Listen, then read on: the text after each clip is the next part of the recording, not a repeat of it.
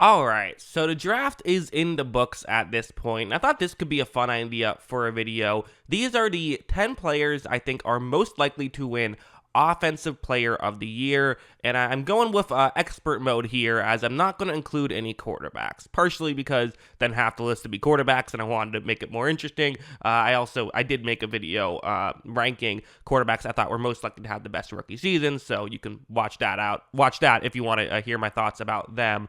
But yeah, without further ado, let's just get into the list. Number 10 is Isaac Guerendo, who I actually made a film study on.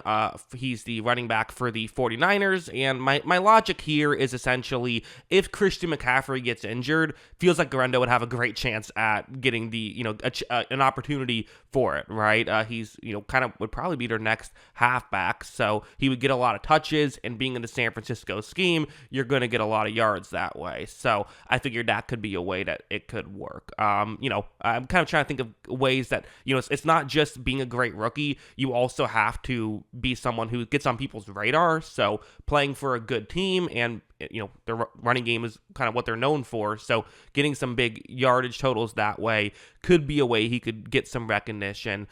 It's the same logic why I don't have any offensive linemen on this list, because even when they deserve it, they usually don't get it. Number 9 is Jonathan Brooks, the running back that just went to the Carolina Panthers.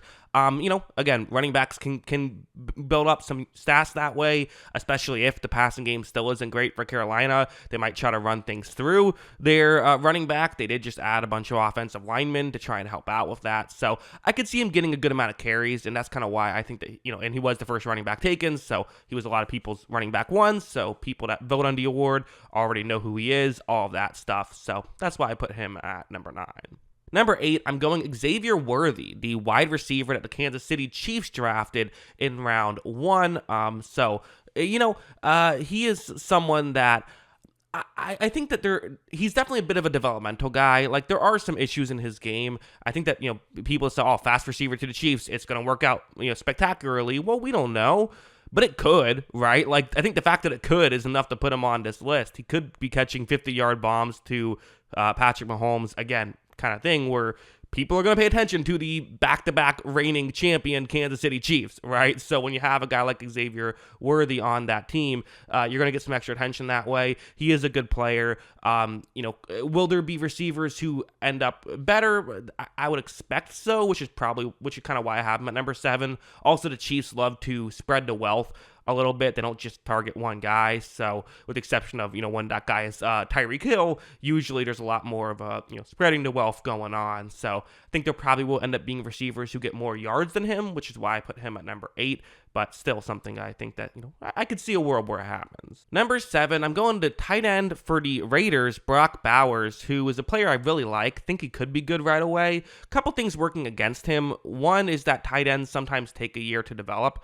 And the second thing is, it's just the thing where if a tight end has 1,000 yards and a receiver has 1,300 yards, which is more impressive? Probably the tight end having 1,000 yards, right? But I feel the people are still going to compare the totals and say, well, Malik Neighbors had 1,300 yards, so we're going to give him the award instead. That's just kind of how these things often tend to work. So, like Kyle Pitts had 1,000 yards. He didn't win Offensive Rookie of the Year, right? So you kind of would have to have a great season, and realistically, probably no one else can have an amazing season. And given the situation we're in of, every, the top first 15 picks were all offensive players, the idea of no one having a particularly outstanding season is probably unlikely. So even if he ends up being the best offensive rookie, don't know if he'll get it, but I think there is a chance he could be the best offensive rookie, so that's why I still put him relatively high on the list. Number 6 is actually the next highest non-wide receiver. My top 5 is all wide receivers, but I did go Jaylen Wright, the running back that the Miami Dolphins selected. It's a scheme that you can see running backs really rack up some yards. We saw Devon Achane rack up some yards, and if Wright can get the carries, which he very well might, I do think it's not out of the question this could happen. Again, I'm not just viewing it like who has the best chance. Like, this isn't a ranking of who I think will have the, better season. I'm not saying I think that Wright will be better than Brock Bowers, just ranking the odds of being considered the best offensive rookie. And if Wright reaches his ceiling, I can see him having a better selling point because you can have have the stats that can make it work, right? He might have like incredible yards per carry numbers, and plays for a good team and is a good player on top of it. So like when you factor all that stuff in, I could see it happening.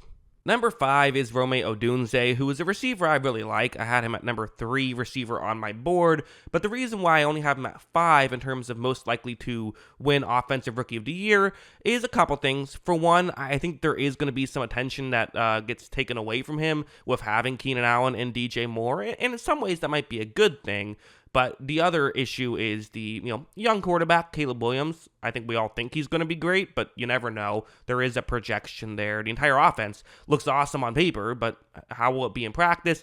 We just don't know. I don't think he's going to be someone that the offense is going to run their plays through the way you might see some of these other guys. So because of that, I'm going to just keep him at 5, but I think he'll have a really good year for them and might end up being one of the better than some of the other guys I have ranked above him, maybe just not in terms of the voters' eyes in year 1. Number 4 is Brian Thomas Jr., the Jacksonville Jaguars wide receiver. So despite the fact that I do have a higher grade on Odunsi, kind of the logic here is I think Thomas Jr. could be someone who gets more targets. I think he's going to be maybe more of a key piece of that offense than a guy who realistically Odunsi is going to start the year at wide receiver 3. Thomas is starting the year at wide receiver 1. Now, do the Jacksonville Jaguars love to pass the ball deep? Well, not always, but they also haven't really had a guy that they can trust to win down the field like that. They're bringing Thomas Jr. on to do that. So again, is it possible? It certainly is possible. He was a first-round pick. That helps his draft stock for sure. Number 3, I'm going Keon Coleman. Also, I realized I just screwed up. I said helps his draft stock to Thomas Jr. Obviously, I meant helps his chances to win Offensive Rookie of the Year. But yeah, Keon Coleman, the Buffalo Bills wide receiver they drafted at pick 33, could be a really good deep threat, which, him and Thomas, part of why I have on the list relatively high is I think they could make some splash plays. And for Coleman, for the Bills, he's going to be wide receiver 1 on a great offense. Maybe 3 is actually too low, just because I do think he's going to get a lot of targets and a lot of chances to pick up a ton of yards. The issue with him is he wasn't a first-round pick. He was a second-round pick.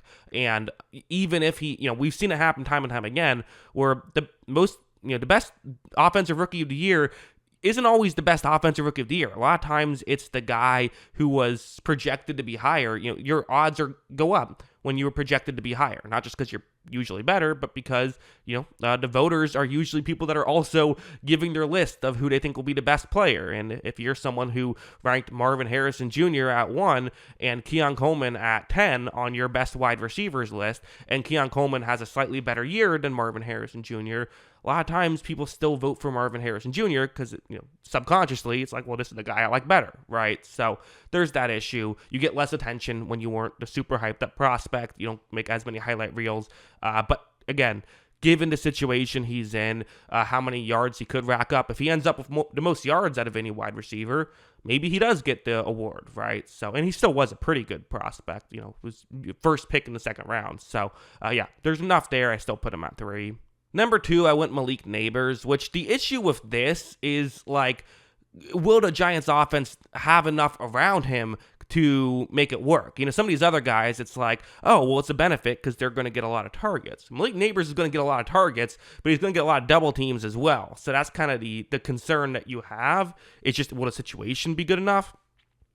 I think it'll be okay. I think he'll end up with a really good season. Again, some people had him as wide receiver 1, so they're going to want to, prove that right when they vote for him towards the end of the year. We'll definitely see that. I think he'll rack up a lot of yards and could rack up some real big highlight reel level plays on top of it. So he's number 2 on my list. And number 1 is kind of the obvious pick, Marvin Harrison Jr. And I could say a bunch of other stuff about I think the situation around him is going to be good with a good quarterback to throw to, and he's still getting number 1 targets. I can sit here and say, well, people are going to want to be proven right about saying he's a generational prospect, so there's that.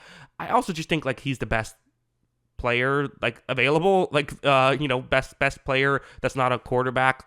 He's the guy who I would have drafted first if I didn't need a quarterback. So yeah, I think when you factor all that in, it's kind of hard to not say he has the highest odds. Again, I think anyone could make this list. Maybe someone who isn't even on the list could end up making it. Realistically, it'll probably go to 1 of the 5 quarterbacks, but if it doesn't, this is my list. What do you think? Do you agree? Do you disagree? Do you think I'm stupid? Or do you think I'm, maybe I'm onto something? Let me know what you think in the comments below. Always love hearing from you. And of course, as always, thanks for watching.